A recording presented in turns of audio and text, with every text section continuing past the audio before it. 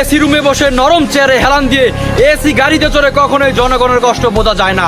যে কৃষক রোদে পুড়ে ধান ফলায়, যে শ্রমিক ঘামে ভিজে দিন কাটায়, যে মা সন্তানের মুখে খাবার তুলে দিতে না পেয়ে চোখের পানি ফেলে, তাদের জীবন এই চার দেয়ালের ভেতর থেকে দেখা যায় না।